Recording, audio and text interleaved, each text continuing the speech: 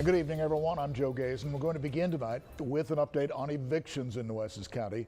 On September 4th of this year, the CDC, the Centers for Disease Control, issued an order that temporarily paused evictions for certain tenants who were behind on their rent until after December 31st.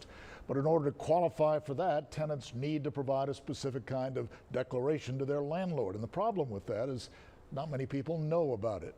Rudy Trevino looked into this top story for us tonight. This is probably reflective of all the other JPs, right? Exactly, absolutely.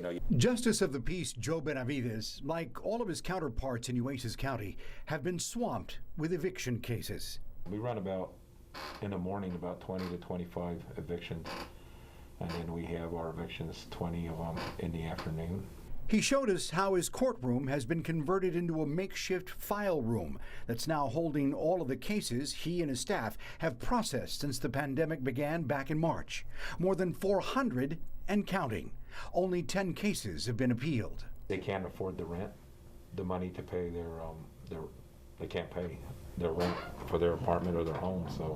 But Judge Benavides tells 3 News there is help for eligible tenants who provide a declaration to their landlord.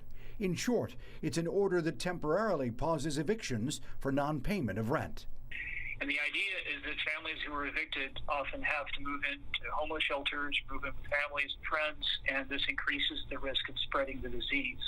Nelson Mock, attorney for Texas Rio Grande Legal Aid, says the order does not cancel or forgive rent, but essentially puts it on pause. The Texas Supreme Court has issued an emergency order that in any case that is filed, in any eviction case that is filed with the Justice Court, must send information about the CDC order and also a declaration that the tenant can sign. The CDC order only protects eligible tenants from eviction through December 31st, but they'll need to provide a declaration to their landlord. They have to prove they lost their jobs or had hours drastically cut, that they've had medical expenses, income of less than $99,000 a year, or received a stimulus check. Also, that they tried to find government housing. What the declaration does not pause: evictions for criminal activity, evictions related to tenant behavior that threatens property or other residents. The declaration also doesn't stop landlords from assessing late fees or other charges that are authorized in the lease. You can start the application process by going to the TRLA website. Rudy Trevino, 3 News.